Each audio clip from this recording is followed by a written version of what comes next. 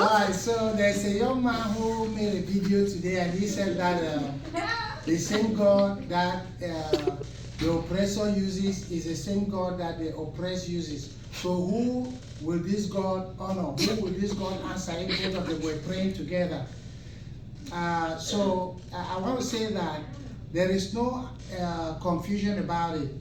If the oppressor was to stand on the one hand, let's say this is the oppressor is here, and the oppressed is here, so we say oppressor, and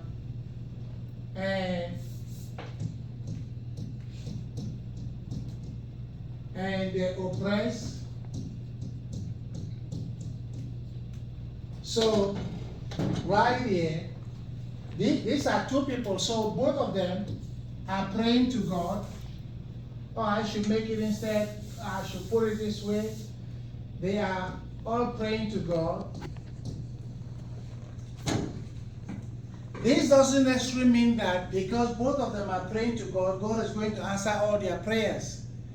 When man sinned against God, there was the natural selection came into play. So the weaker species are being consumed by the stronger species.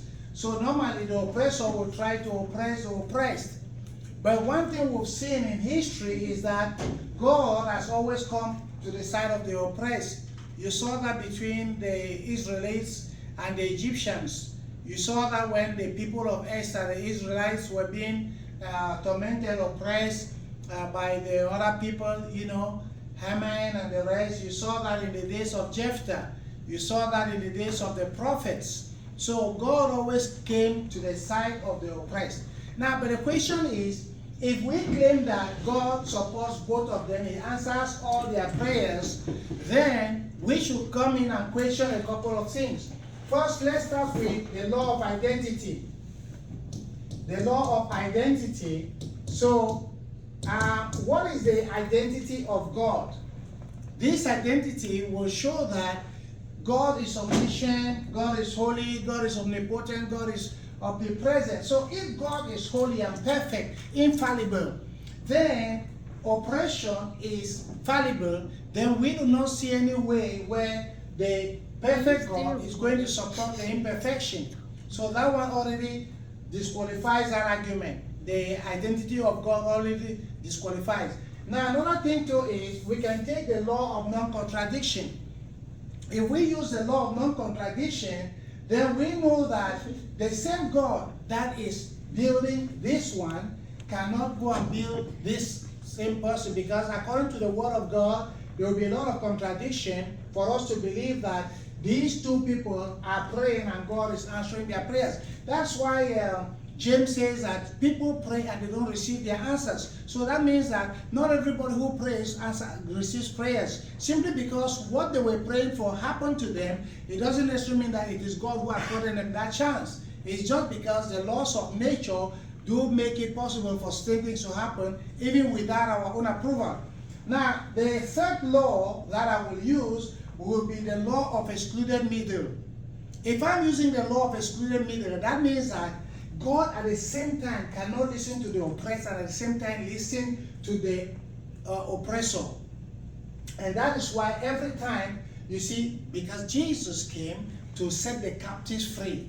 He did not come to condemn the captives. That's why everywhere in most places he kept saying, I have come to set the captives free. I have come to set the captives free. So if he came to set the captives free, the oppressed is the captive. And now he sets them free.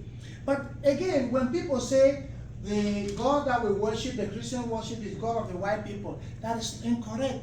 Because if that is the case, then every white person will believe in God. But we have a lot of atheists who are non-white people. So inherently, that God does not belong to them. Now, even I know that a lot of you who listen to me, you think that Jesus Christ was white, but that lacks common sense. Because if he was white and he was born in that particular area which is mixed, then it would have been a miracle. So it's not the case. Now, I want to say that that young man, he made arguments, but the arguments cannot stand with logic. Because by the laws of logic, as I've shown you, it shows that God is not on the side of the oppressor. He's always on the side of the oppressed. And that is why every time you have a group of people who are being oppressed, those people, they instead prosper. Why? Because there is a tendency of the oppressed to develop mechanisms that overcome that of the oppressor. Thank you so much.